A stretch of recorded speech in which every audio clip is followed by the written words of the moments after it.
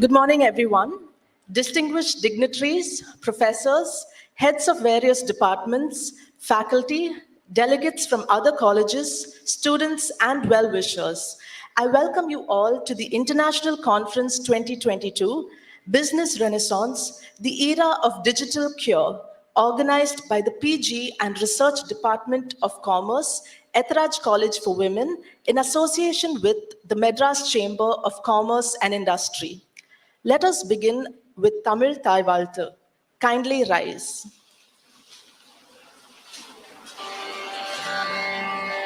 நீராரும் கடலுடுத்த நிலமடந்த கெழிலொழுகும் சீராரும் வதனமென திகழ்பரத கண்டமிதில் தெக்கனமும் அதில் சிறந்த திராவிடன திருநாடும்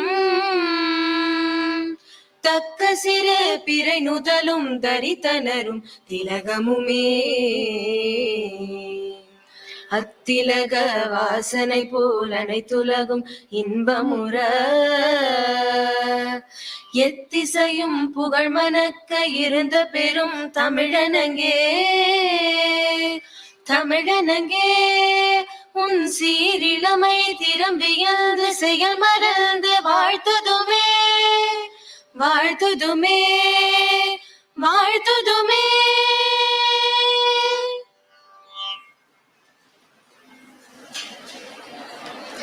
Thank you, Amrita and Sivadarshini. We would now like to welcome our guests.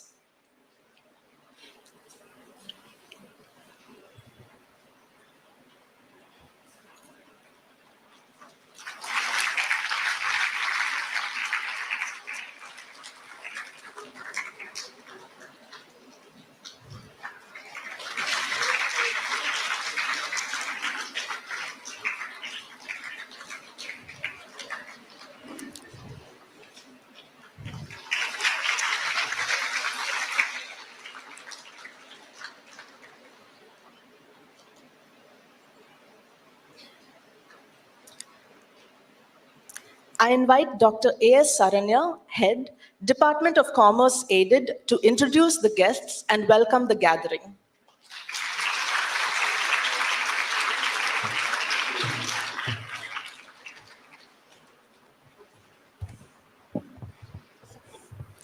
Good morning, and a very warm welcome to all the dignitaries and students attending this inaugural, both in the online and offline mode. This two-day international conference, hosted by the PG and Research Department of Commerce in association with the Madras Chamber of Commerce and Industry, on the theme Business Renaissance, the Era of Digital Cure, aims to seize the development opportunities it provides to businesses, service providers, institutions, and all other stakeholders, and also to throw light on the ever-changing technological landscape. I am honored to introduce our distinguished chief guest, Dr. Neeraj Mittal, IAS, Principal Secretary to Government, Information Technology Department, Government of Tamil Nadu. Dr. Neeraj Mittal is an electrical engineering graduate from IIT Kanpur, and he holds an MBA degree from Cranfield University, UK, and PhD in economics from Ohio State University, USA. During his IAS career, Dr. Mittal served in various key capacities for both the Government of India and the Government of Tamil Nadu. He has extensive experience in policy formulation and execution in e-governance, transport, industrial promotion, petroleum and natural gas, commerce and industry, telecommunications and IT. He has served in senior positions such as Director of Ministry of Commerce and Industry, Director of Ministry of Communications and Information Technology, and as Commissioner of Tamil Nadu E-Governance Agency. Dr. Mittal served as a senior advisor to the Executive Director of the World Bank Group, representing countries like India, Bangladesh, Sri Lanka, and Bhutan on the board of the World Bank. From 2018 to 2019, Dr. Mittal was an adjunct faculty at the School of Public Policy, Carnegie Mellon University, and taught Managing Change in a Disruptive World at Heen School of Public Policy. He also did extensive research on public policy issues at the Center for Global Development, Washington, D.C. during this period, and he has several publications to his credit. He was the MD and CEO of Guidance Tamil Nadu, Tamil Nadu's nodal agency for investment promotion and single window facilitation. Dr. Mittal's recent engagements include Project Arrow in the Department of Post, the eBiz project in the Department of Commerce, the world's largest cash transfer program in LPG in India, and Give It Up in Ministry of Petroleum and Natural Gas, which leverages technology to simplify processes, improve efficiency and transparency in governance. One of his initiatives, Project Lakshya, a transparency portal that allowed real-time visibility of 3 million LPG deliveries per day to LPG consumers, received the National Award for E-Governance. Biz Buddy is one such initiative realized by Dr. Mittal. It is an industry help desk portal with 3 primary objectives: streamlined redressal mechanism for timely resolution of industrial investors' unsolved issues, tracking and monitoring of investors' issues, and improving Tamil Nadu's investment climate by enhancing the aftercare services provided to industrial investors. Thank you, sir, for gracing us with your dynamic presence. Hearty welcome to Mr. Ram Kumar Ramurthy, Pro Vice Chancellor of Kriya University. Mr. Ram Kumar has about 30 years of experience in the information technology industry as well as academia. He was most recently the chairman and managing director of Cognizant in India, a Fortune 200 company, and was responsible for the company's India's operation with over 2 lakh employees. During his 22 years with Cognizant, he nurtured and grew more than half a dozen portfolios and held various leadership positions like Executive Director India and Chief Knowledge Officer. Prior to Cognizant, Mr. Ramkumar was with Tata Consultancy Services. Mr. Ramkumar spent the first 5 years of his professional career as an academician and continued to stay in touch with academia throughout his career in the industry. In the past 3 decades, he has been on the Academic Council and Senate of Liberal Arts, Engineering, Management, and Medical Universities in India.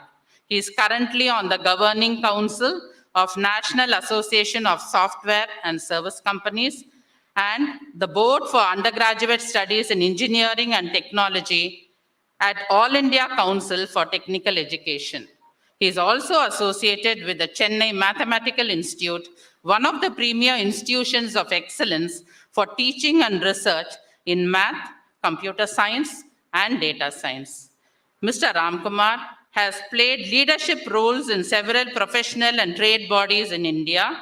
Notably, he is the immediate past president of the 185-year-old Madras Chamber of Commerce and Industry and a past vice chairman of the American Chamber of Commerce in India. We are indeed very honored to have you here with us, sir, today. Special welcome to Tirumati K. Saraswati, Secretary General, Madras Chamber of Commerce and Industry, our esteemed partner in the organization of this conference, along with Mr. S. Shankar Narayanan and Ms. Madhumati, Deputy Secretaries, MCCI. Tirumati Saraswati is known to efficiently manage the numerous events of the Chamber and also coordinate with the media. Prior to MCCI, she was manager in Bharat Overseas Bank Limited from 78 to 1992, director of Tanstia FNF Service Center from 1999 to 2008, and senior trade and investment advisor in British Deputy High Commission from 2008 to 2010. Many thanks to you and your team, ma'am. Welcome. A very hearty welcome to our dynamic former chairman, Mr. V.M. Muralidharan, a well-wisher of the department who has motivated us to strive for excellence. Welcome, sir. Warm welcome to our principal, Dr. S. Kodai, whose unstinting support has enabled us to forge ahead in all our academic endeavors. Welcome, ma'am. Affectionate welcome to the vice principals, Dr. D.B. Usharani, aided, who constantly encourage us in all our endeavors. Hearty welcome to our retired faculty of the department, Dr. Purnima Nayak, former vice principal of Ethraj College. Special welcome to special invitees, sponsors, faculty from other departments and colleges, and students from the Department of Commerce and of Ethraj College and other colleges. Mere education does not guarantee empowerment. It is the wisdom shared by eminent speakers, if internalized, which ensures the robust future for the students who leave this edifice of learning. Once again, a very warm welcome to all of you. Thank you.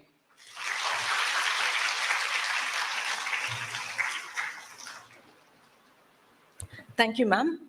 It is indeed an honor to have Dr. Neeraj Mittal, IAS, Principal Secretary to the Government, Information Technology Department, Government of Tamil Nadu, as the chief guest. I invite you, sir, to kindly deliver the inaugural address.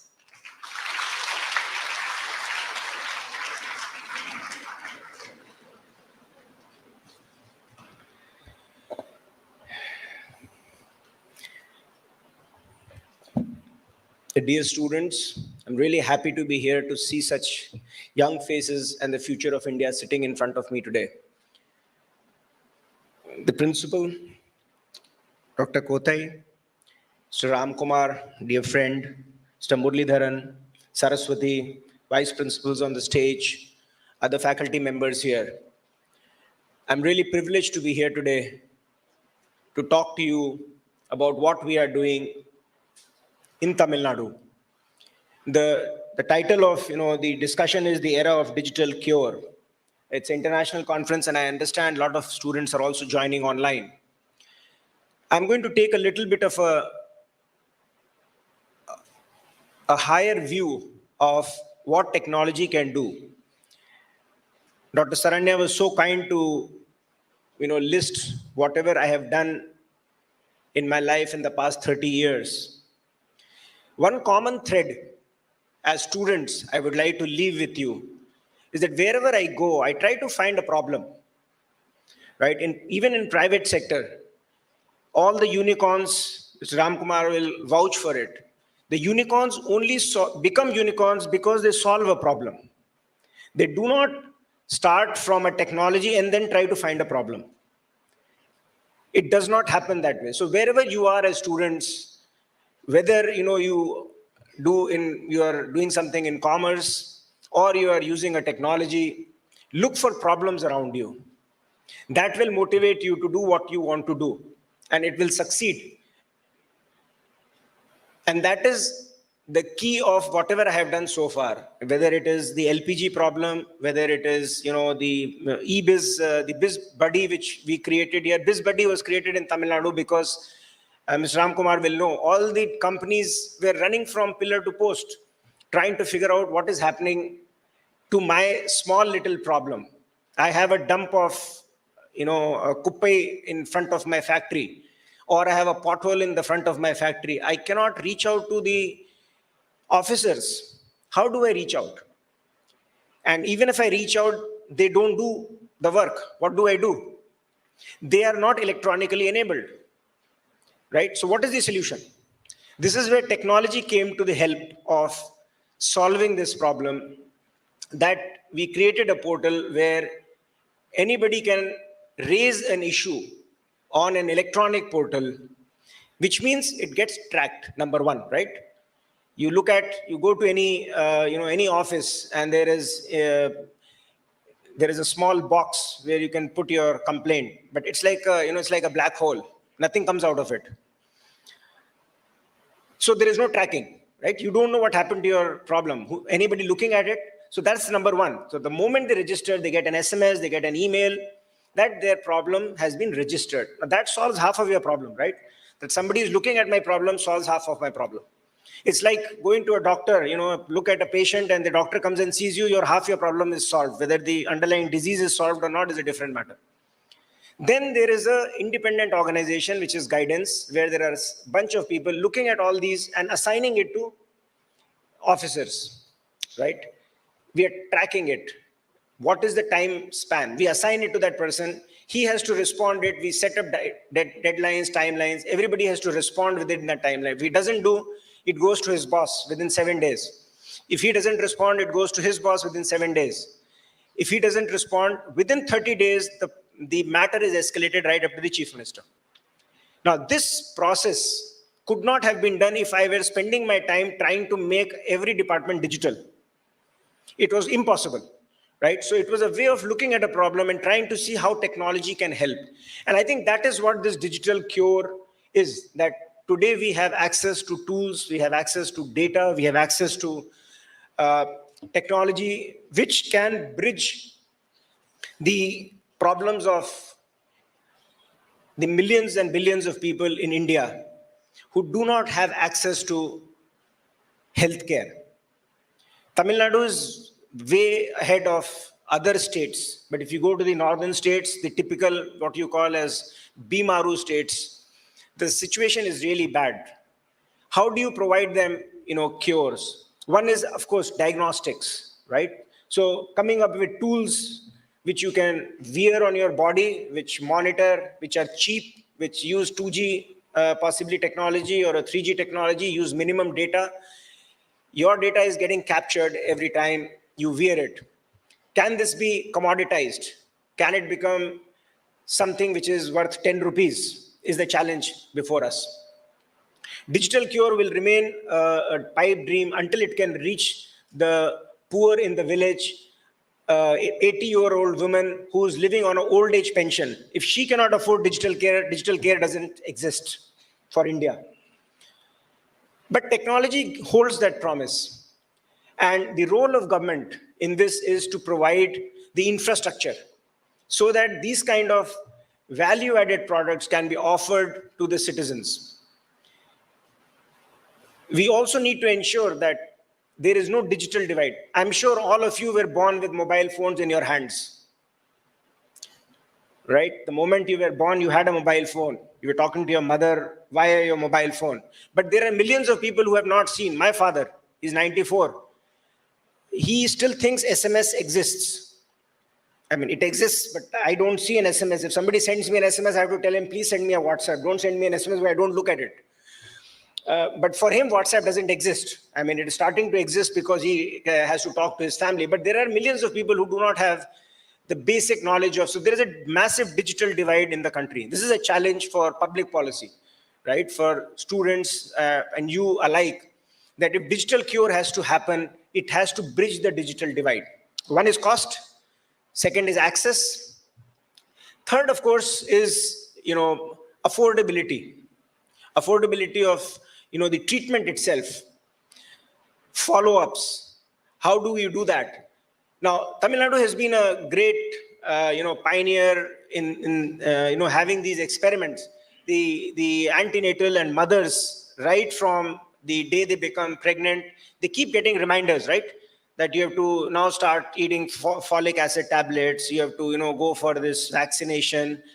After the birth, they keep getting reminders of, and this is the power of technology. This is how, digital cure will help prevent problems in the first place. There are, the technology is rapidly advancing. We have AI, ML, which continues to grow and help us detect problems and solve these. The government is, taking a holistic approach to make this happen. How do you make it happen, right? So first is that we should have a policy framework. So in the last 8 months, government has come out with many, policy initiatives, especially the IT department has come up with policies on data. So how do you use data? The government harvests so much data. I mean, I know Google knows everything about you more than you know about yourself, right? You let it track your location, you let it track who you talk to, you let it track whom you talk to, which location did you go to, which flights did you take, which bookings did you do. It knows more about you than you know about yourself. What shopping do you do? Similarly, government has a lot of data which citizens during their course of interaction have give it to the government for various purposes. So how do we use that data without compromising on your privacy? Right? So privacy is a big concern. We need to be very, very mindful about it. And we came out with a policy as to how the data can be used for policy purposes. How do I find out that when the student, you graduate or you start out from, come out from your school, you become eligible for a scholarship? Can government deliver into your inbox or into your WhatsApp a message saying that you are eligible for this scholarship? Here is the link, please apply. You don't have to go and search. This is proactive governance, right? So the government is looking at a framework of providing smart governance. Smart word is usually associated with outcomes, but we rehashed it to governance. So S stands for swift and smart, simple and swift, right? The governance has to be simple, it has to be swift. We have to be fast. We have to be fast like you, right? You are fast on your Facebook, on your Instagram. Every 10 seconds you are responding, right? To likes, dislikes, everything. Government has to be as fast as that. We have to be measurable, right? So we need to measure. If you don't measure something, it doesn't happen, right? We need to provide access. As I said, it is important that digital cure has accessibility into it. We have to be responsive, right? I told you the example of somebody having a problem and you complain, but nothing happens. And above all, government needs to be transparent. And these principles are the foundation bedrock of what the government is trying to do by laying out various policies. So the first is the data policy. We have now come up with a digital transformation strategy for every department. It's a strategy document which we are coming out so that every department can start, not just the front end. We already have about 300 services. Many of you may have used. How many of you have used government services for, say, caste certificate or income certificate or birth certificate? How many of you have used these government services?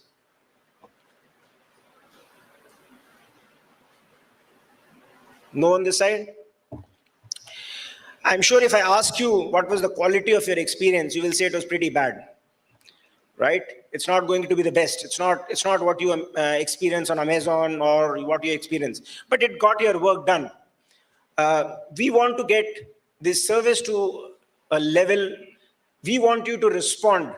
So for example, if you go to an e-survey center in the near, say, a month or so, we have about 12,000 e-survey centers across the state. We are asking you to rate every service with a 5-star, right? As I said, measurable. If things are not measured, I cannot do anything. So I want every e-survey center to be measured for its service from your eyes, from your experience. You say, how did you, just as you, when you go to Uber or you go to, Amazon, you rank the service. You do urban clap. How many use urban clap? Lots of them, right? So you have to, how does the person who come to you, what does he say to you? Sir, nalla or 4 star kodunga, sir, 5 star kodunga ketittu, right? I want my e-survey centers to be begging before you to give him a good star rating. It doesn't happen. Right now, you go there, he says, service venona vanking illana poda. Right? This is the attitude. Customer is not the king. Government has to change to make citizens as the centerpiece of its service delivery. And that is what, again, I'm coming back to what we are trying to do.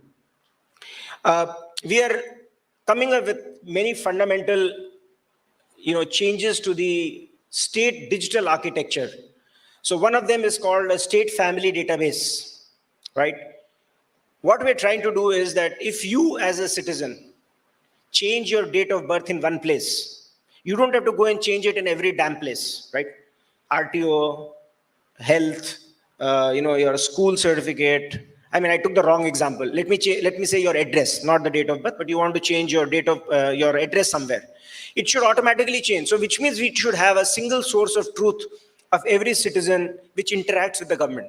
So this database will be talking to all the other databases in the state. And as soon as you change your address in one place, it transmits to everybody, right? So you don't have to go and do it at every place. How many times it happens that you change your address in one place, but you forget to do it in another place, right? It happens so many times. But with technology, we can do that. We will also be able to then start thinking of services which you are taking as a user. You may be taking a services from education department, getting a scholarship. You may be taking a service from Adi Davidar Welfare, getting a scholarship from there. You may be taking another service. Your parents may be taking, say, Pongal bonus from PDS shops. You may be taking rice from PDS shops. Now, all of these are coming from the government, but I have no clue. As government, I have no clue. What do you get? What do you get? What do you get? You yourself may not know, right? It is called, the principle is called subsidy salience.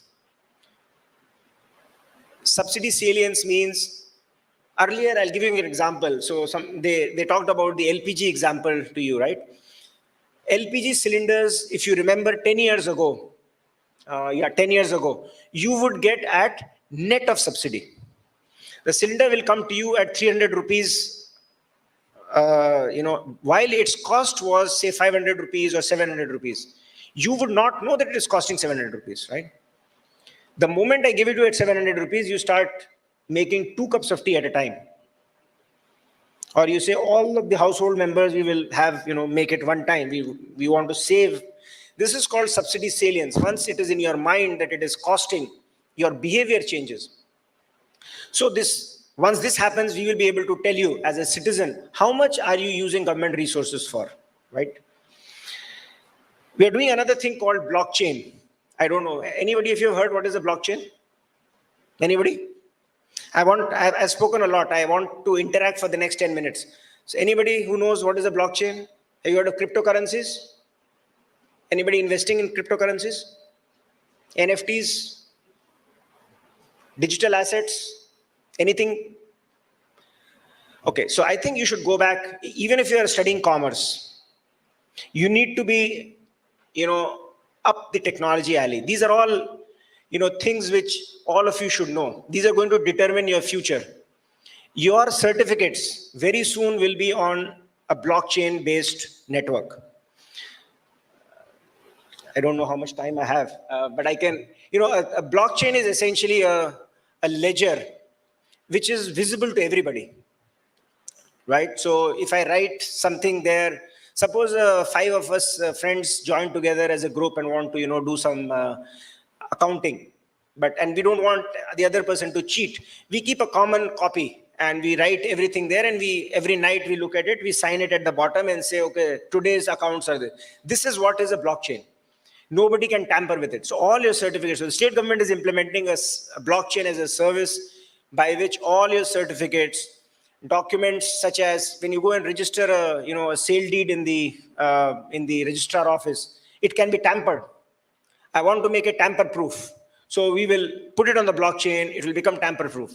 If there is a website, government website, a static website, I want to make sure no malicious code goes inside the website. I'll put it on the blockchain. This will help us, bring proactive governance. I gave you an example, right? You graduate, you automatically get a mail. So the SFDB will give me your age profile, your, which school you have gone to. The blockchain will provide me access to your certificates. When you are 18 or when you are whatever is the age, you get an email saying that, you can go and apply for your driving license. Now driving license is becoming online, right? So you can just do it. Estonia, have you heard of Estonia? Anybody knows where Estonia is?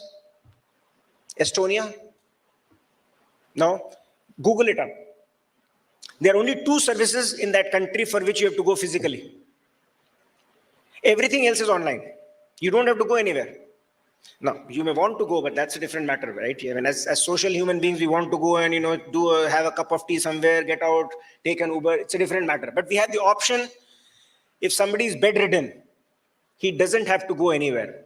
And we are aiming to, reach that goal. I will not take much time. I think my time is about 2 minutes left. So what I want to, finally leave this thought with you is that digital is an enabler. It can solve many, many, many problems for all of us. If you look at the literature, the power of computing has gone way beyond where computers can see better than humans. They can analyze better than humans. They can write articles which are better than humans. You cannot distinguish whether an article is written by a computer, an artificial language algorithm, or, they can recognize language better than humans. They can identify people, even you are wearing a face mask. I cannot recognize. Some people I have seen in the last 2 years only with face masks. If they take out their face mask, I cannot recognize them. I have to tell them, please take out your face mask, then I will recognize you.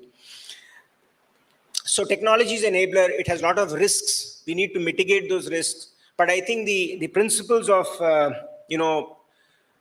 equity, the principles of access, principles of affordability are fundamental. Government has to make sure that the digital technology reaches everybody. It is going to be a panacea. It cannot be a panacea for everything, but many problems can be solved using, digital tools which are available to us. At the state, we are trying to create the basic infrastructure on which all these different services can actually, go on. I'll take a few minutes on. So this is technology for citizens, right? A big part of, digital technology and emerging technologies and deep technologies is to be able to make the economy digital, right? I mean, you're using digital payments every day, right? You don't use cash anymore. It's all, and that's part of, United States is behind us, right? We have exceeded in digital transactions. In India, we have exceeded China. So this goes to tell us that, the generation which is here is going to adopt these new technologies like fish to water. And that's a very good sign, because we can then remove inefficiencies. Information technology provides us the capacity to bring things together and remove the information gaps. And that's how Amazon is successful. That's how Uber is successful. That's how you take out any, Zomato is successful. It's making losses, but people are putting money in that. I mean, think about it. Why is it that they're doing that? Because they've got, say, I don't know, 100 million customers. So they have all your habits and everything. So eventually it will make profit. So being able to actually process your information, knowing who you are, what you like, what you don't like, is the key in the coming future. And with technology, the economy is going to be really, really transformed. Entrepreneurship is the new normal for India. I don't know, many of you may be sitting here having brilliant ideas, may become unicorns for the, in the next 10 years. The state wants to make sure that you get the opportunity to do so. And we are taking serious efforts to start up and promote the deep tech in the startup ecosystem in the state. We are starting an incubator and an accelerator in Anna University in a space of 25,000 square feet at a cost of about 50 to 100 crores, where students like you will be able to experiment their ideas without putting in the large amounts of money you need to do if you were to do it yourself. If you wanted to have a simulation software, it will be available there. And this is a large part of the growth story which Tamil Nadu is going to see, and you are all going to be a part of it, right? So I urge all of you to really improve your skills in not just commerce. IT is a tool which you need to be very, very comfortable with. The other program which we are doing to enable you all grow is something which we have designed this year. It's called Nalaye Tiran. Tomorrow's skills, right? We want all of you to be IT literate. We are starting with computer science students. I would be happy if computer science students or IT students here would like that program to be extended next year. We'll be happy to do that. But we are joining hands with a big tech major who's going to provide 50 problem statements to the 6th and 7th semester students for the entire Tamil Nadu. So that's 50,000 students. We are training 3,000 faculty members. They will be solving these problems using IT tools. I think these kind of skills, programming skills, have become fundamental to your existence in the next 10 years. And we are here to help all of you. We feel that technology will be a cause for strategic competitive advantage, right? What is sustainable competitive advantage is something which every company, each one of you will need to remain ahead of the curve. I will not bore you anymore. I'll stop my, monologue here. I want to take 5 minutes of question and answers, if that's okay with the principal. If you have any questions, I'll be happy to interact with you. But otherwise, I wish you all best of luck and hope to see you as a satisfied citizen from government services. Thank you.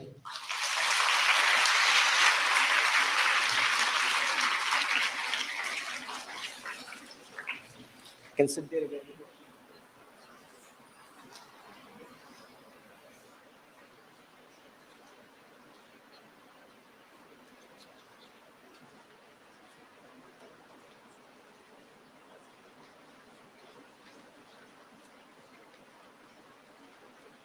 Thank you, sir, for that powerful address on the importance of technology for problem solving. I assure you that we will be more conscious of the problems around us and try to find solutions for it with the help of technology. I request our principal, Dr. S. Kodai, to honor our chief guest.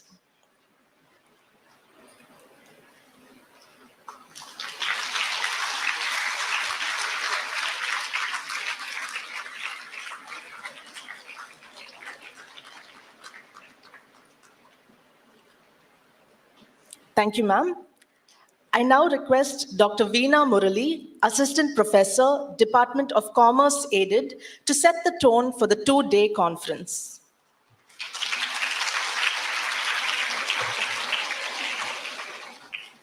There, they found each other, learned from one another, and broke down barriers between disciplines and culture. Together, they forged a new world based on new ideas. What the Medici family did in the 15th century was Renaissance. History is getting repeated. Today, digitalization is creating a Medici effect in businesses, leading to a digital renaissance. A warm good morning to the August gathering. On behalf of the organizing team, I take immense pleasure in setting the tone of the two-day international conference. The world has become a hotbed of innovation across sectors. Information technology is progressively becoming pervasive across any possible discipline, science, or industry, and creating explosive innovations changing our lives. Augmented reality, artificial intelligence, the list goes on. With the cross-pollination of diverse skills being the enricher to innovation, companies are incubating disruptive approaches reinforced by technology.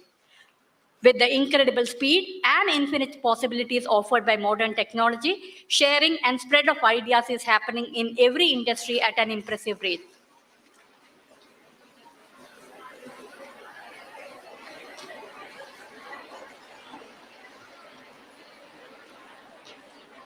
In this era of exploration, technology and global integration bring with them new prosperity. Successful businesses will be those that override the instinct to play it safe and instead figure out ways to navigate a time of upheaval.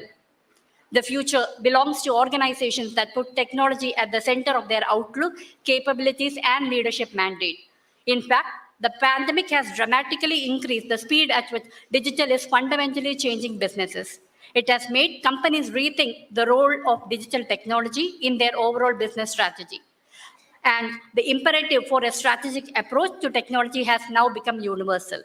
A company's technology endowment is linked to better economic as well as all other business outcomes. And it is in this context, the Postgraduate and Research Department of Commerce, Ethraj College for Women, is organizing a 2-day international conference on business renaissance, the era of digital cure.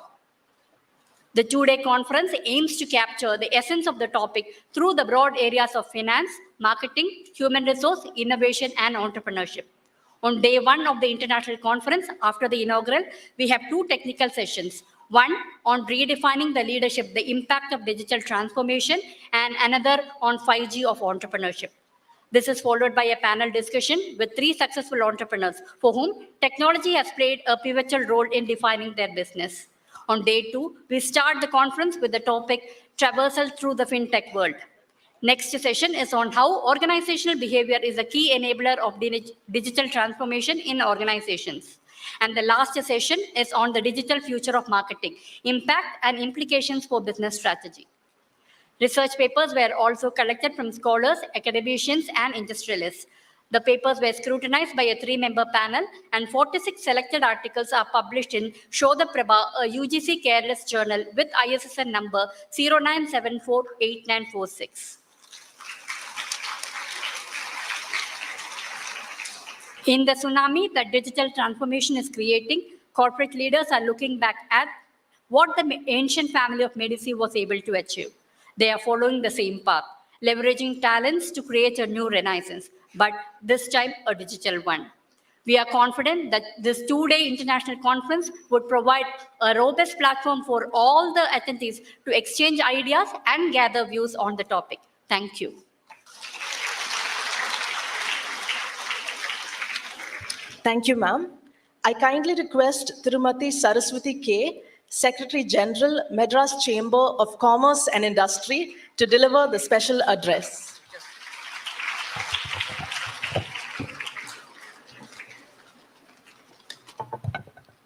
Respected management team, principal, faculties, dignitaries on the dais, Mr. Ram Kumar, former president, Mr. Muralidharan, and my dear friends and faculty. A very good morning to all of you. It's indeed a pleasure and privilege for me to participate in this great international conference on a very interesting theme. And just now we heard Dr. Mittal, doctor, quote unquote, giving all the prescriptions for the digital cure. So I'm here, I don't want to call it my address as a special address. I'm part of the organizing committee. But let me take this opportunity to introduce Madras Chamber to you. And shortly we will be exchanging our MOU with the college, with this great institution founded by a visionary, Mr. Ethiraj. And I would just like to share my thoughts on the objective, and that's why I'm here for. And the Madras Chamber started its journey in 1836. And we are one of the 2 oldest chambers in the country, along with the Bombay Chamber of Commerce, which was just born 1 week ahead. Otherwise, both the chambers of the nation would have been twins. But obviously, in the southern part and in Tamil Nadu, we are the oldest chamber. We have more than 650 members, the leaders in the business community, the who is who of the Tamil Nadu state. And also we have a number of affiliated and associated members. We have huge expertise in specific domains through our expert committees. And this is what we are looking for, tying up with the institutions as we go along. And as I said, in the historical journey of the chamber, which started pre-independence, the chamber has seen wars, the pandemic and epidemics, the economic and political ups and downs. And business renaissance has been happening in one way or the other. And we all know the situation is very dynamic. And the chamber has been keeping agile by introducing a number of new activities during the last several years, like the recent ones. We have a sustainable Chennai forum, because the talk is more on the sustainability now, sustainable business, sustainable economy, and we have a very active sustainable Chennai forum. We have a women business council, and I'm sure through the MOU we will interact more through the council also with the students and faculties here. We have a Food for Thought series. We have startup entrepreneur ecosystem. We have a lot of focus on skilling. So I can just keep on saying. And of course, we are now in a different crossroad. We just have heard from Dr. Mittal, and I'm sure Mr. Ram Kumar is so passionate about it. So he's going to talk a lot more on the digital cure. But we are definitely on a different threshold or different crossroads now, where the global dynamics are changing and there is a COVID and post-COVID. I'm still not sure whether we can confidently say post-COVID, but we hope so. Post-COVID recovery of businesses. And as I said, the global dynamics is totally changing. I think till recent times, we have been saying geography has become history. We are now seeing geography is coming again, maybe in a different format, with a different connotations, but it's still happening. So we were when talking about a VUCA world, and this is the real VUCA world, if we can see the volatile, uncertain, complex, and ambiguous world. And definitely business as usual cannot go along. That's a very strong realization on that aspect. And probably to quote Einstein, we cannot solve the problems with the techniques with which we created the problem. We just now heard from Dr. Mittal how problem solving in a current context is probably the way we have to go about to find a lot of new solutions. So this means that we really have to have a changed approach to a number of things, whether it is an education, business, government policies. We heard how government is so proactive. He says they will have to come and beg you for their feedbacks, good feedbacks. I will be really happy if we can see that happening and I'm seeing some hope, as he mentioned about the portals and all. The chamber had been a part of the development of some of these initiatives at least. And I'm sure this is going to change the whole landscape, and that's what we all want. And in this backdrop, I think we have been again talking a long time about this industry, academia, connect or disconnect. I don't know. See, we were having the chamber, as I said, has been there for so many years, and I have been with the chamber for nearly 11 years now. And we have been having this discussion all along in different committees of ours, how probably to improve the connectivity with the academia, connectivity with the institutions, not just to increase the employability of the students, not just probably to make them industry ready, but as Dr. Mittal was mentioning rightly, today we are in a different world. Digitization or the technology is the key differentiator if you look at business renaissance of yesteryears and today. And when we talk about technology, probably you are more best suited. The young generations are more probably competent. They understand technologies better. So we are looking at even real-time solutions for business problems through these technologies, through these young generations' minds. And that is why these conferences, these collaborations with the great institutions like Tirumati College for a responsible chamber like ours is very, very critical. So I would like to really congratulate the principal, the Commerce Department, faculty, and everyone to have thought about this topic. And you just now heard how the conferences is probably shaped up. You have extremely wonderful and speakers, not just from India, from abroad speaking. And I in fact, this is the third conference I should mention we have been doing with Tirumati College. Probably had COVID not been there, the numbers would have been more. But it is really refreshing to be in this auditorium again here, to see so many young faces, to interact with the team. And let me say very, very honestly, we are very amazed. Every conference, we are amazed. I should record the kind of efforts and the commitment put by the faculties and the team in organizing this. And now that even without a formal engagement, we have been doing a lot. And now with the signing of this MOU, I am sure aggregating both of our strengths, as I said, we are here with 186 years and you are here more than probably 7-8 decades, 75 years you are shortly reaching, I was told. So with these kind of aggregated strength for a common interest, we are here, and on behalf of the chamber, let me pledge all of our support, and I also look forward to working more and more, not just with conferences, on many number of activities. In fact, in the MOU, we have detailed most of them. So that's our idea here. That's our idea to collaborate with the thing. And once again, I thank the organizers. I wish all the students and the people who are presenting papers and all the faculties and people who are here and you are also online, I wish all of them all the best. Thank you once again and good day. Thank you, ma'am. May I now request Mr. Ramkumar Ramamurthy, Pro Vice Chancellor, Kriya University, to deliver the special address.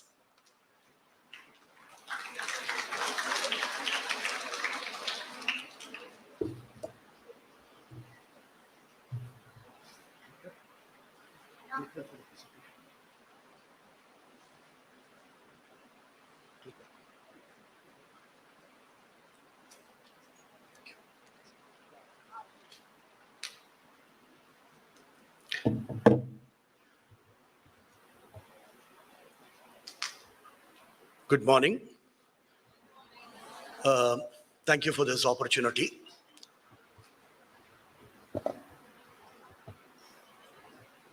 I do have a very special association with Etraj College. Many of you may not be aware of it.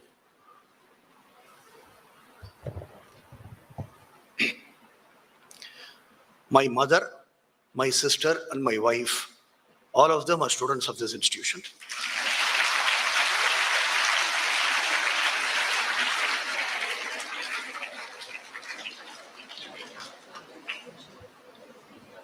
So I've had a long tradition of hearing about Etraj College at home on various conversations.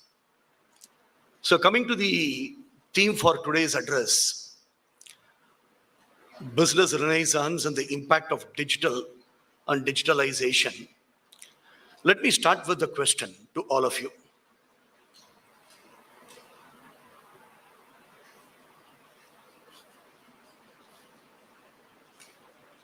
Okay.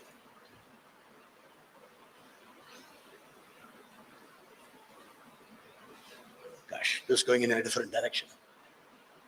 Where do we focus and click? Anybody, can you help me out?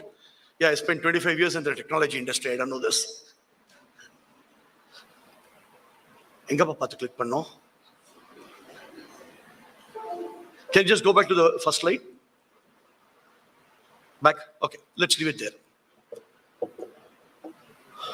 As students of commerce, business administration, finance, and economics, let me ask you this question.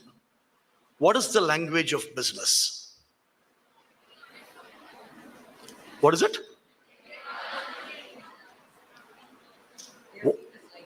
Oh, they've seen the slide. Actually not. Fine, many years back, a widely respected individual in business, Warren Buffett, he came out and said, accounting is a language of business. And a few years later, people said, we need to add finance and economics to it. But I would argue that in today's context, given that even accounting is largely driven by technology and by technology tools, the technology today is the language of business. What you eat, how you live, where you stay, your entire personal life has been invaded by technology, right? Whether it's Zomato, whether it's Uber, whether it's Oyo. Just look at all the platforms that have redefined the way you move from one place to another, what you order to eat, how you book your film tickets. Everything has been driven by technology. And by the same token, every aspect of business today, I think Mr. Neeraj Mittal gave some very interesting data points on how government is using technology to address the needs of citizens in society. But then if you look at technology, over the last 30, 40 years, has actually seen multiple shifts and transformation. In the 60s to 70s, we had a mainframe. Has any one of you seen a mainframe, at least in a photograph? So there's a huge box, which would probably be half the size of this dais. That's the only instrument with which you could do tasks and activities enabled by technology. Then that gave way to mini computers, distributed personal computing machine, which is a desktop, and then came the internet or e-commerce. But today, we use the word digital for anything and everything related to technology. But let me tell you that there are two very interesting aspects of this shift to digital. One is, earlier it took almost 10 to 15 years at every stage for a new technology to come and then replace the old one. There was time for us to make those adjustments, whether in business or in education, to learn that new technology. Today, unfortunately, with digital, and given the velocity of change that we are seeing, none of us are going to have that time to adjust. A very good example would probably be, you talk to people who bought a first mobile phone. They'll tell you that they had that mobile phone, which is almost like a brick. Fine, if you have seen that version of Nokia, you would have owned that telephone or mobile phone for at least a period of 3 to 4 years. But today, if somebody owns a smartphone for 3 to 4 years, person should be 60 plus in terms of age. Right? So the pace of change, the velocity of change is clearly very high. Second, you had to deal with single technology. It is either mainframe or personal computer or e-commerce or internet. But today, we have to deal with multiple technologies almost at the same time. Whether it's cloud, artificial intelligence, analytics, augmented reality, blockchain that Mittal spoke about. Suddenly you throw everything in the kitchen into the bin and then call it digital. And every single technology is changing the way businesses are run and operated. That's a huge difference between the technologies of the past and the technologies of today and future. Third, the kind of impact that technology is created across the world, people have actually started measuring the impact of technology on the GDP of nations and across the world. Today, the amount of value, monetary value that is generated by technology, if we have to calibrate it and then list it out, it will be the third largest country in the world after US and China. As you see on the chart, this is as of 2019, the GDP generated by technology is about $11.5 trillion.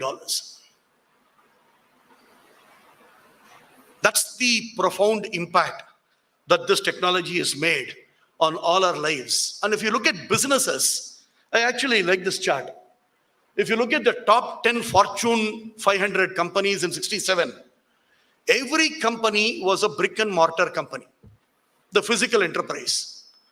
If you look at maybe 5 years later, you may find a handful of companies being technology or digital companies. But then if you look at today, barring perhaps the Saudi Arabian oil, which went public about a year or a couple of years back, you'd realize that every other company is actually a technology company, including Tesla and Berkshire Hathaway. Tesla today, very few people would say is an automotive because it has more technology in that car than mechanical parts. So technology is driving every aspect of business, name an industry, whether it's financial services. Anybody here who went to a bank recently, don't tell me the bank that is in the campus. Anybody who went to a bank to withdraw money in the last 1 year? Therein lies the answer. How many of you withdrew money from an ATM machine? 1 year down the line, if somebody were to come and ask a question in this room, I would see less than 50% of the hands go up. ATM machines will go away. Earlier, banks used to take a lot of pride in saying, I added X number of branches this year. Now banks are saying, I closed down X number of branches this year. So progressive bank is supposed to close down more branches. And if you guys had read the newspaper this morning, there is a huge article in Business Standard where Nirmala Sitharaman, the finance minister of the country, made an announcement that she is going to give clearance for 75 digital banks. A bank with no physical presence. 10 years back, none of us could have probably thought you could call something a bank without a physical residential address. Today, we are giving permission to 75 digital banks where all transactions would be done entirely online. No checkbook, no credit card, just a unique identifier with some cybersecurity features, whether these are biometric, the regular password, whatever. I think we are at a cusp where a lot of the stuff that we thought was normal is undergoing a change. A new value is created. In fact, after Mr. Mittal spoke and then left the auditorium, Mr. Muralidharan and I, we were talking about a company where in 3 years he was saying the company is valued at about $3.5 billion. 3 years for a digital company to be valued at, what is $3.5 billion? It's just 25,000 crores. Can you imagine companies being started and generating value of about 25,000 crores? So we are at the intersection where the old is going to disappear fairly quickly, and anything that's going to happen in the marketplace is going to be entirely digital. Before the pandemic, how many of you heard of this company called Byju's or White Hat Junior? Today, do you know how many children actually are registered with Byju's and White Hat Junior? They've created a complete revolution in the education marketplace. 10 years back, this company just didn't exist. I actually love this quote, which says that, my goodness, I think the stage is set to the vibration of the person. I move this way, the slide changes. I love this quote. There are decades where nothing happens, and there are weeks where decades happen.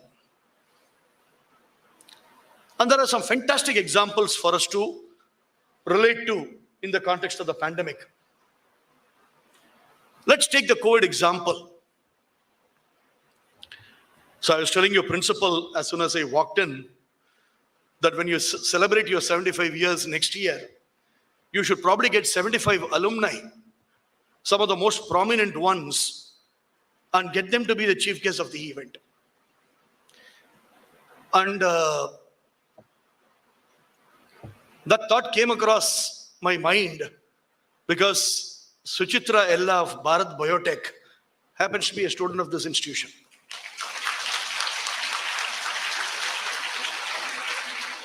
Imagine what that company has done during the pandemic.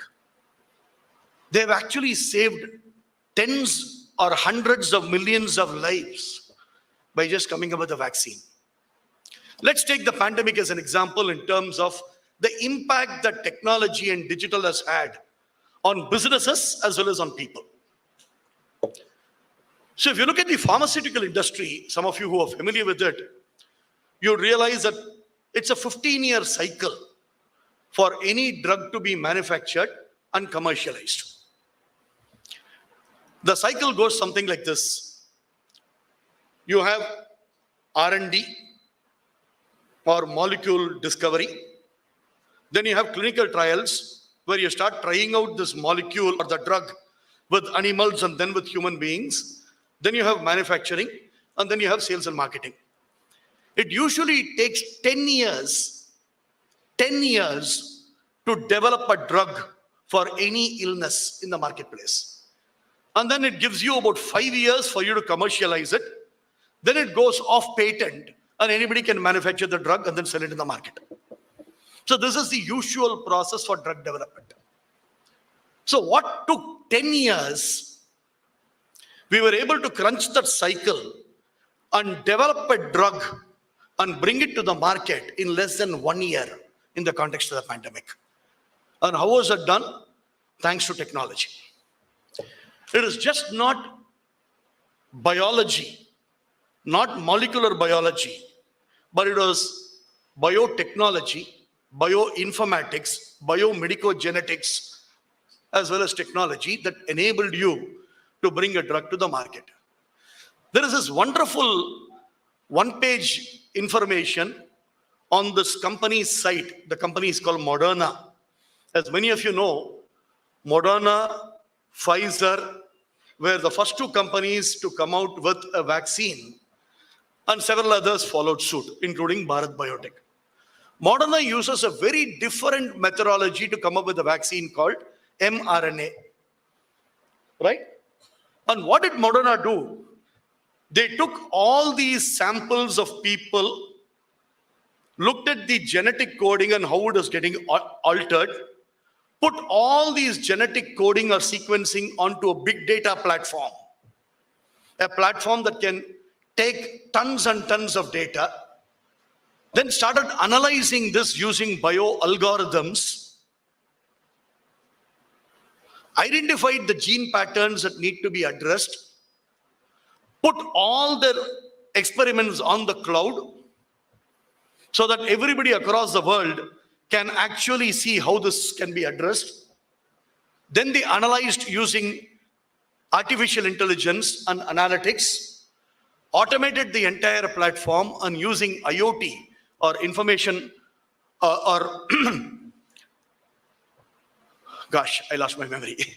The IoT platform, they gave the command to all their manufacturing facilities to go produce them in large numbers. So right from analyzing it in a big data, storing the experimental results on a cloud, using AI and analytics to sieve the patterns, to finally using IoT to give the commands to their manufacturing facilities in a very distributed form to go develop those drugs. This is the impact that technology has created on business. And that's the reason why I thought this was a great example to demonstrate how digital is a cure for many of the social problems in the marketplace. Let me give you a few other examples and then stop there. There are a number of businesses today where they are started digital first. It is not that they start the business and then provide this digital layer or veneer on top of it. The business itself is conceived as a digital first business. A very good example is Zomato, right? Just look at how competition is playing up. Uber Eat or a Zomato will come and then deliver a pizza in 40 minutes, right? Suddenly, earlier this year or late last year, one other company that came in and said, I'll deliver it in 10 minutes. Which is this company? Yeah. How do they do it? Once again, using technology. This is just not booking it online, but they use geospatial technology to find out any order that comes within 1.5 kilometer radius. It automatically gets rerouted to this particular company, and whoever is the closest to that particular customer goes and delivers in 10 minutes. And if you guys are tracking the social media controversy on this, I'm sure that you guys saw Anand Mahindra tweet about this 2 days back, and tons of people coming in and trolling people participating in it. They said, no. So one school of thought is saying, let us not encourage this. We are going to see more accidents on the road. Fine. Why are you encouraging people to come and deliver in 10 minutes? The other guys are saying, idiots, we are using technology. Fine. Nobody delivers this more than 2 kilometers radius, which means this guy is going at 15 kilometers per hour to deliver it. So the entire construct, geospatial technology, analytics, Everything is being brought in to create a new business model in the marketplace to deliver it. Let's look at a few very interesting examples.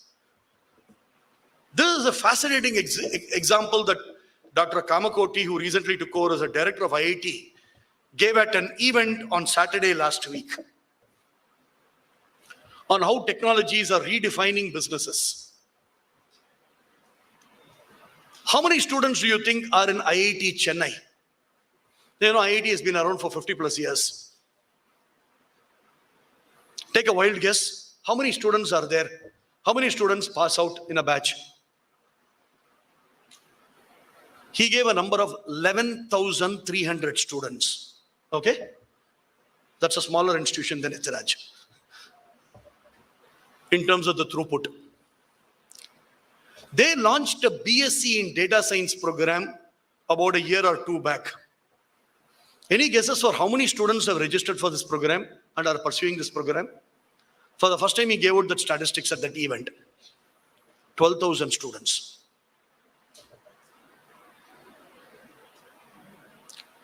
After running an institution for 50 plus years, the maximum throughput using the physical mode is about 11,300 students. One single course. So they probably run about 75 courses at the UG, PG and other levels.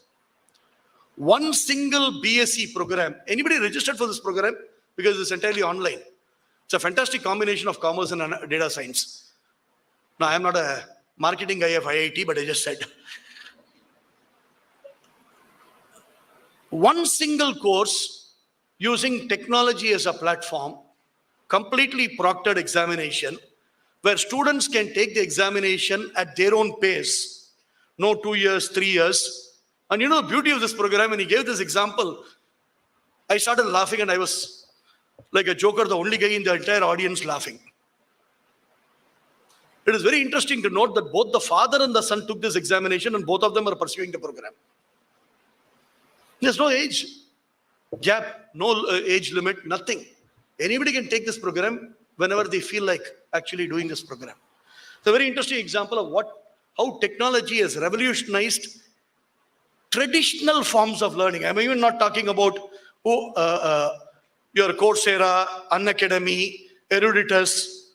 This is a regular institution. This is a second example. Smartphones. India has about 1.3 billion people, right? How many people have a mobile phone or a smartphone today?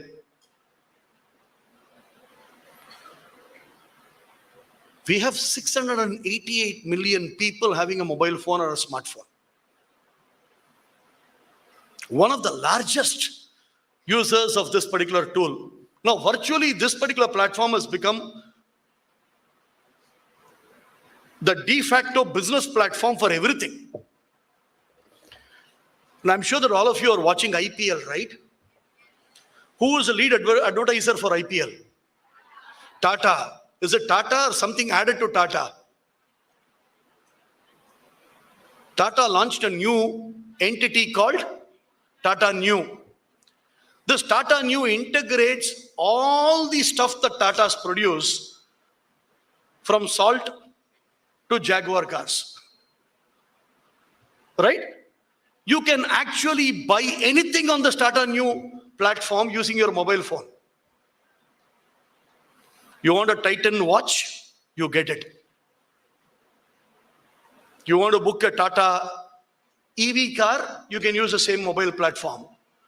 But did you know very interesting statistics? Those who doubt me can Google and check. Okay? India today has more smartphones, or India today sells more smartphones than toothbrushes. It is said that India today, you know where our priorities are, right? As a nation. Fine, health and hygiene comes later. The WhatsApp message in the morning comes first. India today has more smartphones than toothbrushes, according to a report. That is the impact that digital is making on everybody's life today. If you have a smartphone today, there is a very interesting feature called how much of screen time did you have today? How many of you check this? Fantastic. Wow. Anybody has attempted to reduce the amount of screen time in a given day? The engagement with the mobile phone today is the highest in the world. Broadband usage on mobile is 16.8 GB in India, while it is 14.8 in China. We are the biggest users of mobile devices anywhere in the world.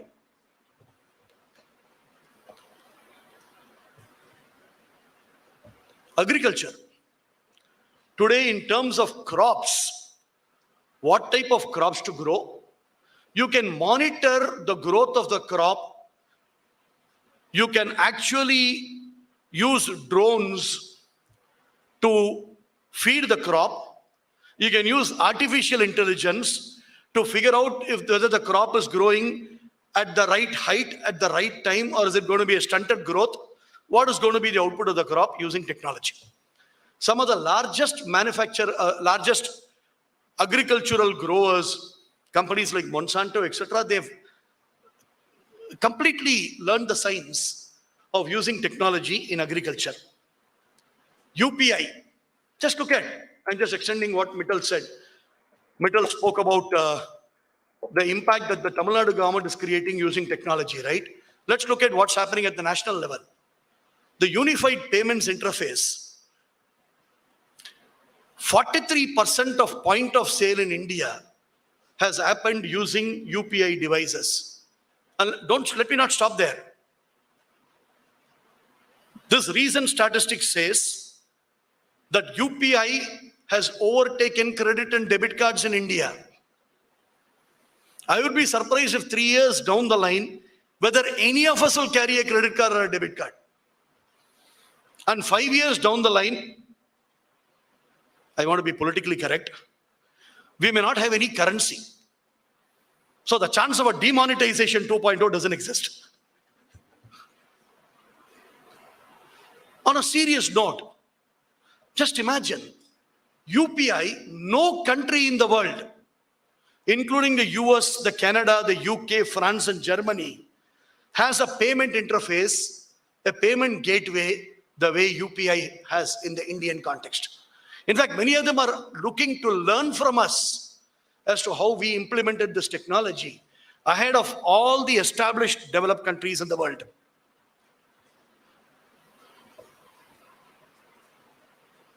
CoWIN, I won't spend too much time.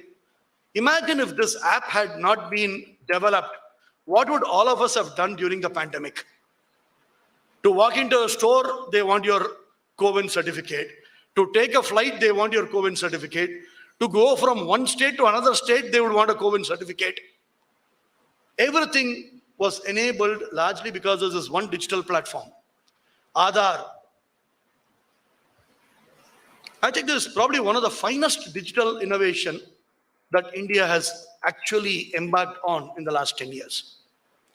And finally, I'm sure that all of you will agree with me that as far as the state of Tamil Nadu is concerned, the biggest impact that digital has had was in auto rickshaws.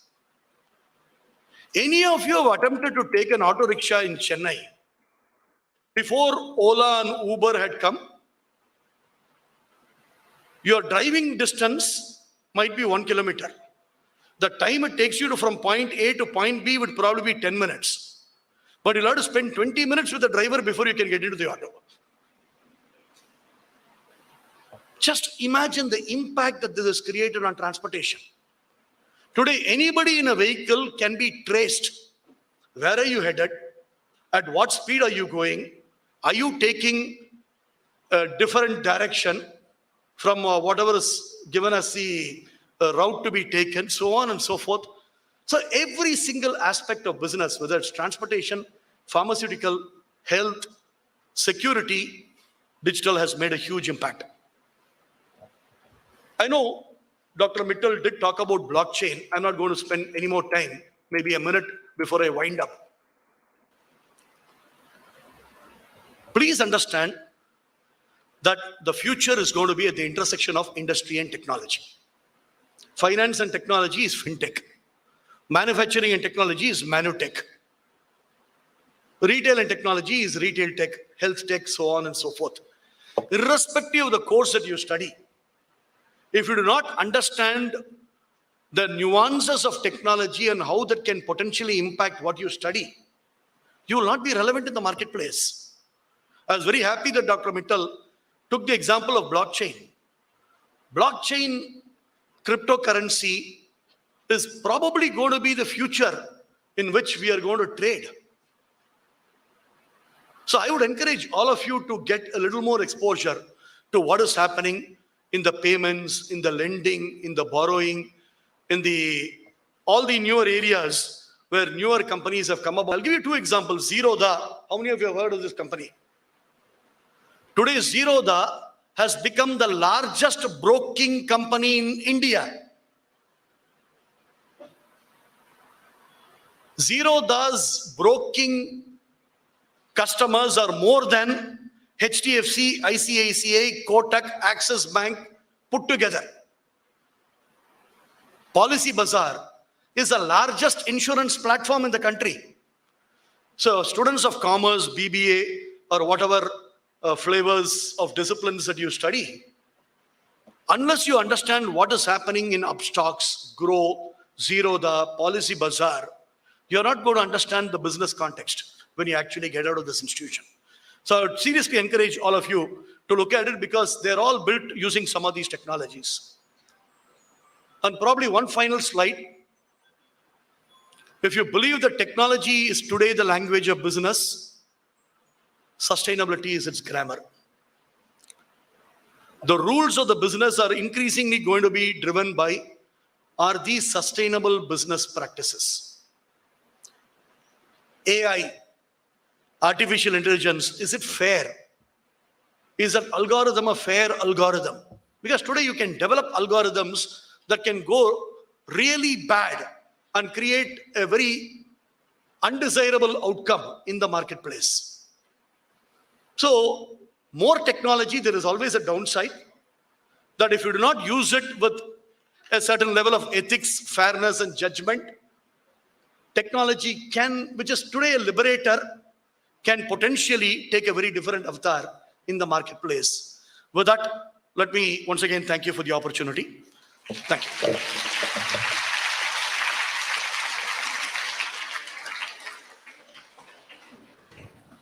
Thank you, sir. We are happy to have been associated with the Madras Chamber of Commerce and Industry for the past few years. And to further strengthen our relationship, I now invite our principal, Dr. S. Kodai, and Tirumati Saraswati K, Secretary General, MCCI, to exchange the MOU between Ethraj College for Women and the Madras Chamber of Commerce and Industry.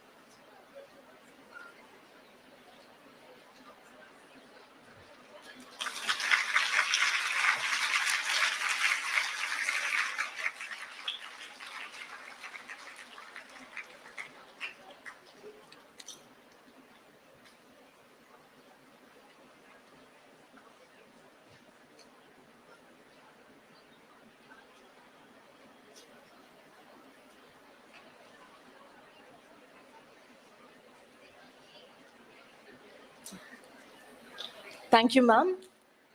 May I now request our former chairman, Thiru V. M. Muralidharan, to offer his felicitations.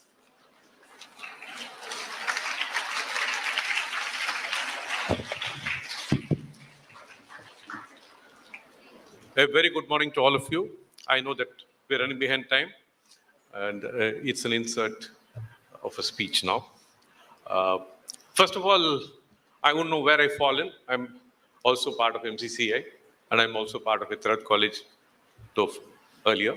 So it is a nice moment where such a, what do you call, a 185-year-old forum is signing an MOU with Tirumati College. It's a fantastic moment. I think all of you should be proud about that.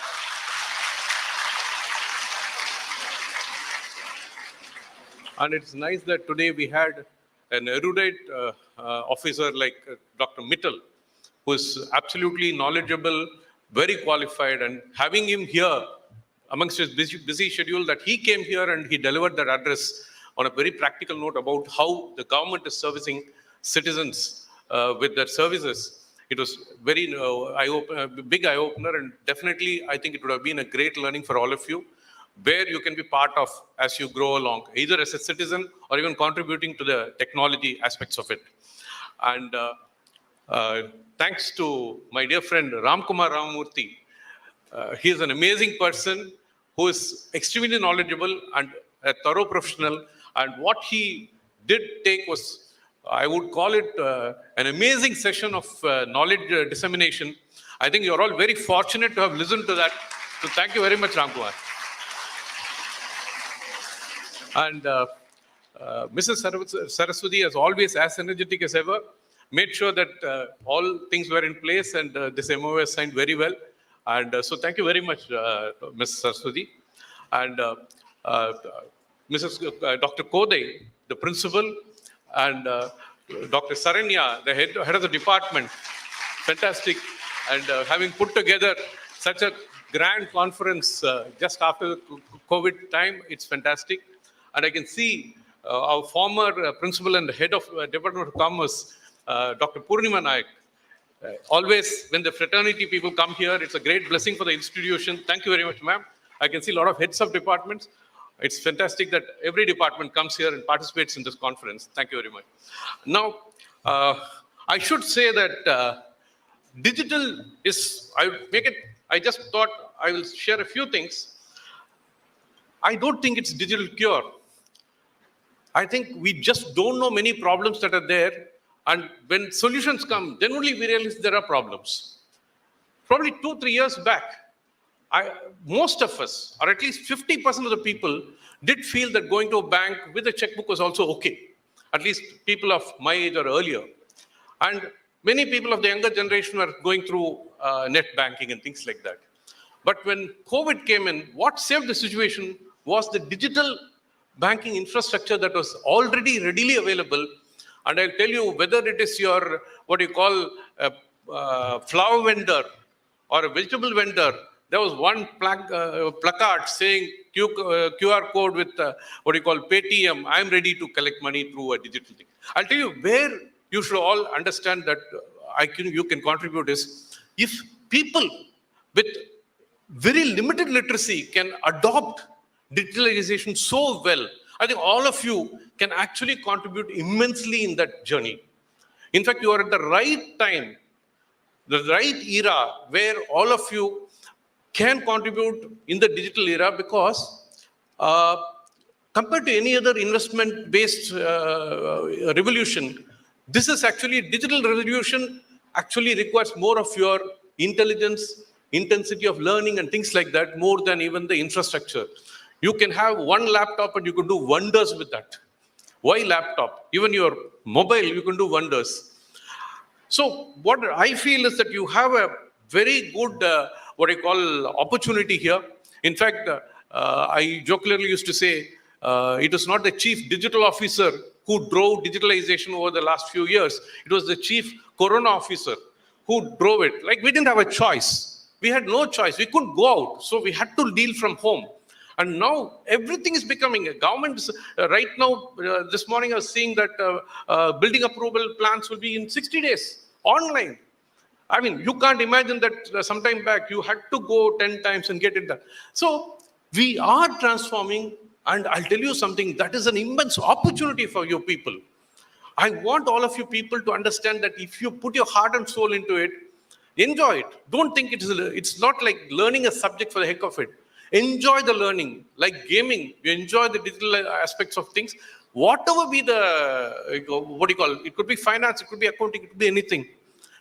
Even 15 years back, how can you couldn't have imagined a doctor diagnosing things without electronic involvement. Today you go to the doctor, first thing is you're getting tested for about 10 things. All the reports are there. He goes through the report and says, what's your problem? So the gadget interference has always been there. Today it's going to be much more intense. It's going to be distance diagnosis, telemedicine. It's metaverse is there coming in. I do not want to take too much of time on all these topics, but I think if you go in and go through all these things, you will find that you have much more opportunities. In fact, I was just observing this, that probably 20 years back to 1967 to now, whenever it was, probably 20, 30 years back to 2020. At that point in time, we had Kodak in number 2 or number 3. It's virtually insolvent, but Kodak, the camera company, I see is replaced by Apple, which is a phone company, but the first thing you see is how good is the camera before buying the phone. That's how the whole shift has happened. And we saw General Motors there, which is not there now, but like Ramkumar rightly observed, General Motors has moved away and Tesla has come in. You look at everything. Apple is a technology company, Tesla is a technology company, but all of them will replace the brick and mortar companies. So it is a movement which we cannot avoid. Even the currency-less transactions may not be avoidable. It's not we can push it, saying that no, that's not the right way to do. But at some point in time, we'll find regulations which allow us to go through that, and I think all of us should be prepared. We all have. We're all fortunate to have good education, learn as much as possible. And I think these 2 days of conference would have many more. I saw the lineup of speakers, fantastic lineup of speakers. Just the opening batsman, Niraj Mittal and Ram Kumar have done a fabulous job. And I feel that next 2 days will be great fun and learning for all of you people. Do very well. And at some stage, I would like to say, in this audience, I saw an Indra Nui. She is there now. Or in this audience, there's probably a Suchitra Ella. She is there now. I think all of you are capable of being where they have reached. And I wish all of you very well. Do very well. May God bless you.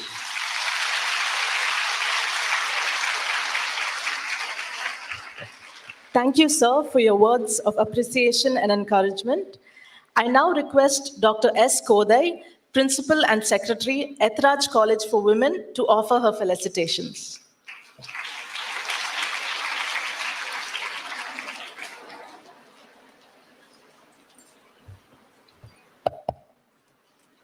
Good morning.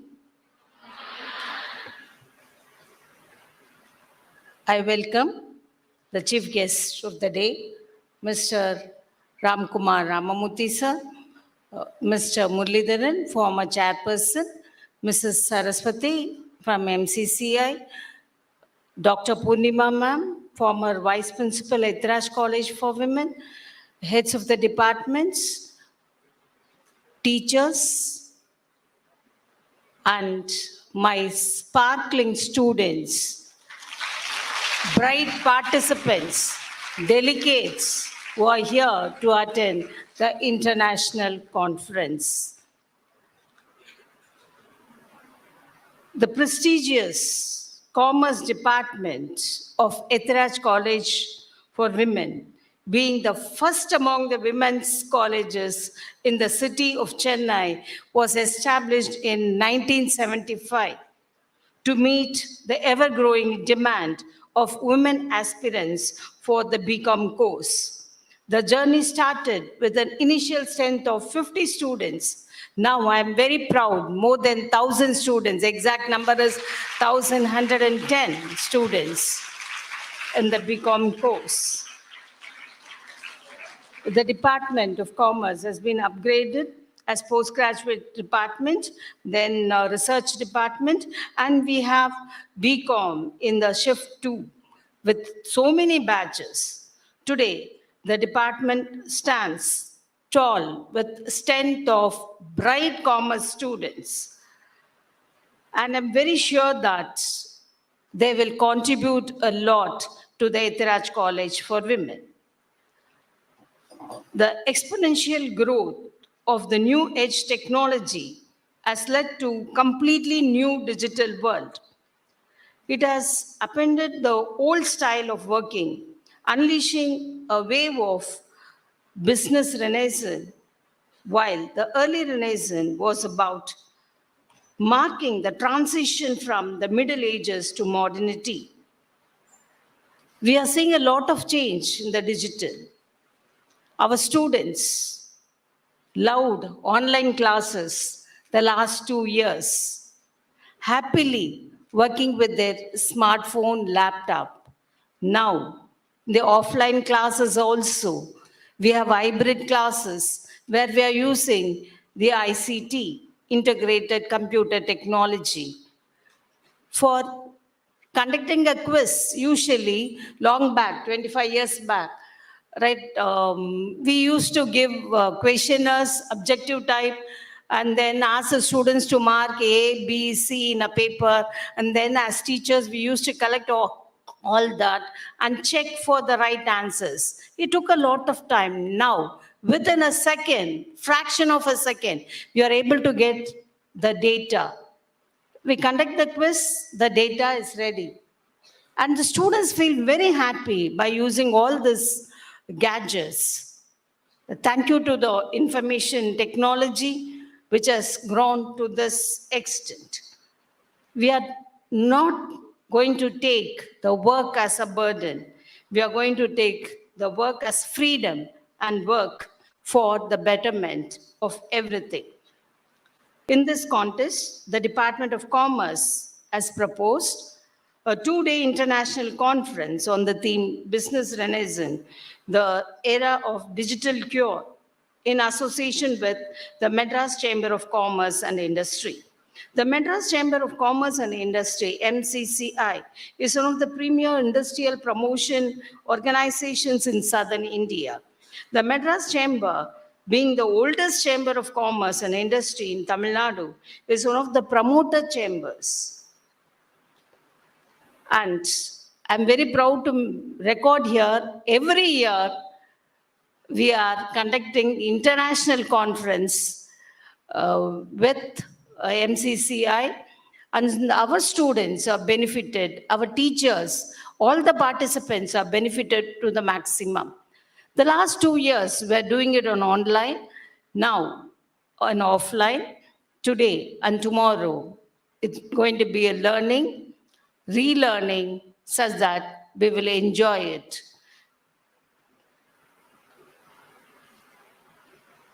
The chamber has done so much to Ethiraj College.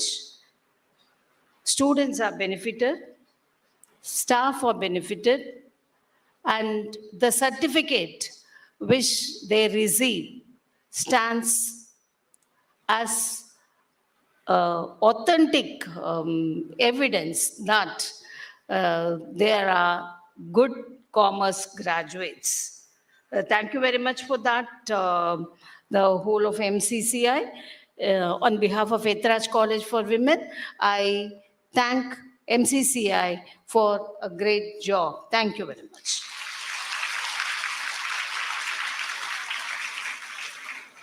And today is a blessed day. We have signed MOU, exchanged the MOU. I think we have a lot of plans. Everything is going to be implemented. I'm sure, ma'am, within a few years, a lot of activities in Ethiraj College because of MCCI, MOU will take place. And our students, I thank now itself, our students will be the beneficiaries. Thank you very much.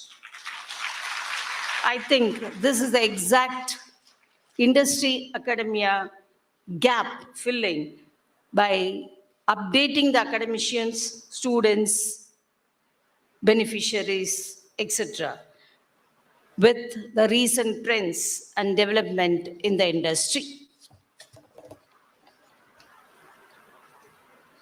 The Commerce Department of Ethiraj College for Women has conducted many national and international seminars. The department has produced distinguished alumni in different fields. A few examples. There is a big list. Ms. Savita IAS, Chief Project Officer, Government of Tamil Nadu. Ms. Shweta Reddy, Executive Director, Raintree Group of Hotels. Dr. Amrita Murali and Gayatri Venkatragavan, renowned Carnatic musicians. This is a very good example that not alone in commerce they have excelled, but also in extracurricular activities. I know many sports children or sports students have come out from the commerce department. I'm sure from this group, there are a lot of sports students. Yes, and you are going to do real wonders. You are going to come out with flying colors. And a very highlighting thing in the commerce department is the CSR. They have illume. A little bit of light dispels a lot of darkness. They have a lot of CSR activities, not alone the syllabus they are going to cover. Along with that, the CSR activities, which is very important for women candidates or women students. They have taken up that. And many projects, the Commerce Department has come out for the college. They are doing a real great job. I take this opportunity to thank the Ethraj College Trust for supporting us, for guiding us in each and every activity. And I take this opportunity to thank the dynamic teachers of Commerce Department, former teachers as well as the teachers, the bright teachers who are here with us, right, who have contributed a lot to Ethraj College, along with the sparkling stars, the students of Commerce Department. You are the ambassadors, you are the live wires of Ethraj College of Women in the Commerce Department. So your contribution, right, your even a little contribution, right, will take us to greater heights with the blessings of God Almighty and our dear founder. Let us all march towards excellence. Thank you, one and all.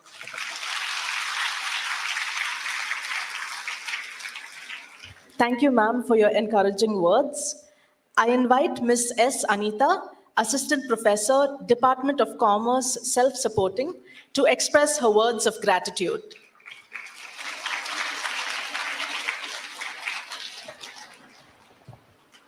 Good morning, everyone.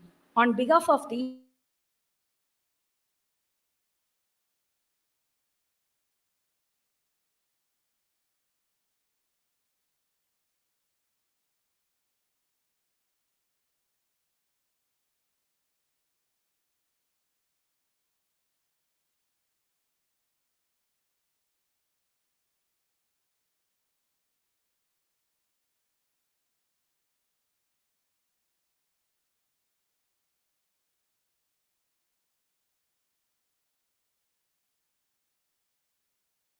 accepting our invitation and delivering our inaugural address for this two-day international conference on business renaissance, the era of digital cure. Thank you, sir, for the informative address. I thank Mr. Ramkumar Ramamurthy, Pro Vice Chancellor, Kriya University, for accepting our invitation and delivering the special address. Thank you, sir, for your deep insights about technology. I would like to thank our former chairman, Thiru V.M. Muralidharan, for the felicitations offer. Thank you, sir. I place on record our sincere thanks to all the resource person and the panel of reviewers for accepting to be part of this two-day international conference. I am very grateful to Tirumati Saraswati K, Secretary General, Mr. S. Sankaranarayanan, and Ms. Madhumati C, Deputy Secretaries, the Madras Chamber of Commerce and Industry for collaborating with us for this conference and enabling the exchange of the MOU between Etraj College for Women and the Madras Chamber of Commerce and Industry. I express my sincere gratitude to the management headed by Chairperson Tirumati Chandradevi Tanikachalam for their constant support and encouragement in all our endeavors. I take this opportunity to thank Principal Dr. S. Kodai for her support and guidance. I also thank Vice Principals Dr. D.B. Usharani, aided, and Dr. T. Usha Priya, self-supporting, for their constant support. I thank our former Vice Principal and Head of the Department of Commerce, Dr. Purnima Nayak, for her gracious presence. And I also thank all the retired faculty members for sending their good wishes. I express my sincere thanks to the deans, heads of various departments, and faculty members of other departments of our college for gracing the occasion.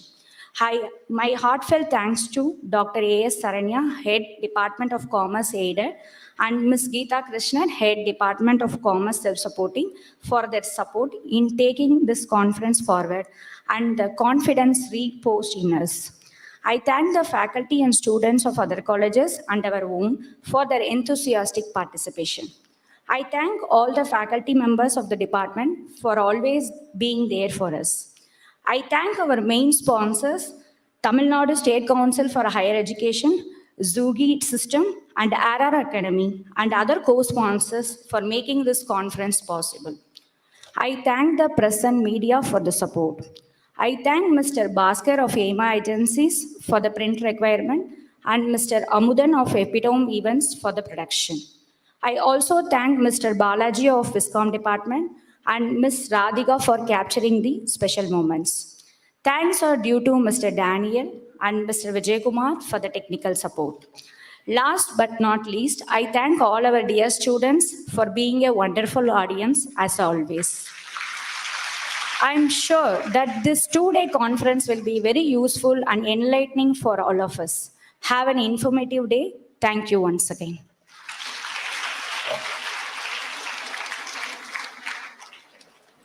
Thank you, ma'am. The day has been set to give knowledge and empower us. I wish you all an enlightening day. I request you all to rise and join us for the college song, followed by the national anthem.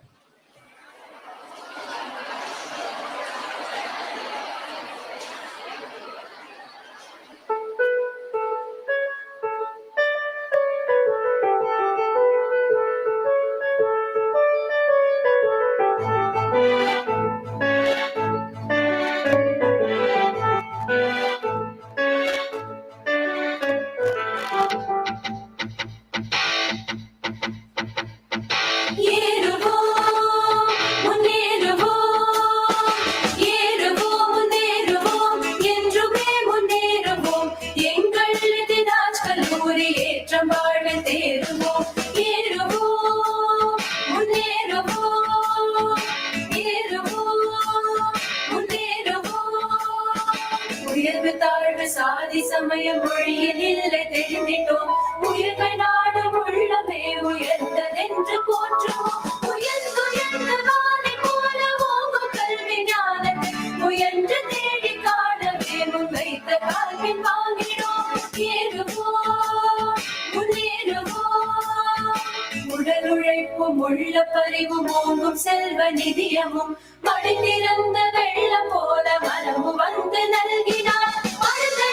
கல்வி கோயில் மாண்புடனே நிறுவினார். கொடைகள் நாம் எத்திராஜன் கொள்கை வழி செல்வோம். ஏறுவோம், முன்னேறுவோம்.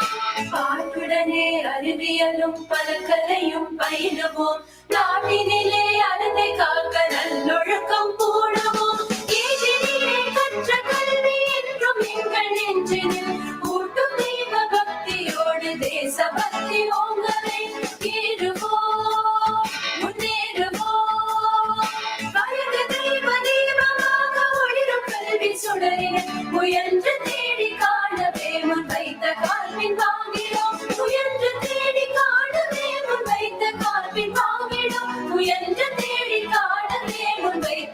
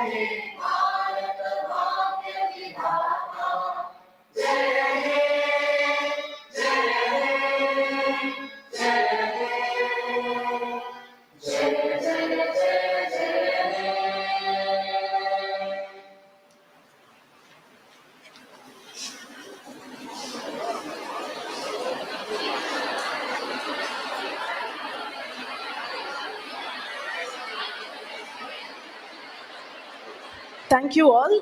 I request the students to kindly remain seated. The next session will begin shortly.